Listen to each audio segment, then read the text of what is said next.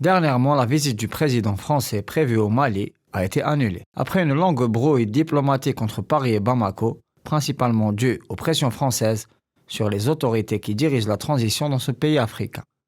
mais aussi à la grande populaire qui secoue toute l'Afrique de l'Ouest et l'Afrique du Nord, où les citoyens critiquent virulemment le rôle que joue l'ex-puissance coloniale sur le continent et sa responsabilité dans la déstabilisation de la région sahélo-saharienne, notamment après l'agression de la Libye et l'intervention au Mali. Le site Mali Actu révèle que Paris voulait, je cite, « profiter de la présence du président français à Bamako pour organiser le 20 décembre, dans la capitale malienne, un mini-sommet du G5 Sahel qui associe le Burkina Faso, le Mali, la Mauritanie, le Niger et le Tchad. »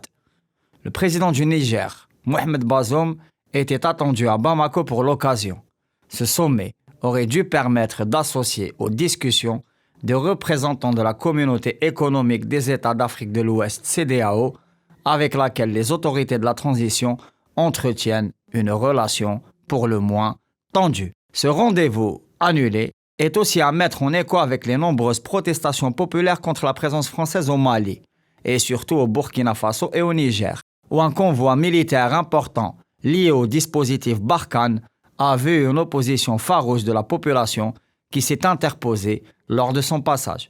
Pour rappel, la zone des trois frontières est extrêmement fragilisée et en proie récurrente à des attaques terroristes. Enfin, si Bamako peut compter sur le soutien déterminé du voisin du Nord dans la perspective de paix et de stabilité consacrée par les accords d'Alger, Paris, pour sa part, craint que des acteurs géopolitiques concurrents comme la Russie, la Chine ou encore la Turquie se rapprochent des gouvernements africains en place et gagnent le cœur de la population qui crie à chaque occasion son ras-le-bol de la politique néocoloniale française en Afrique.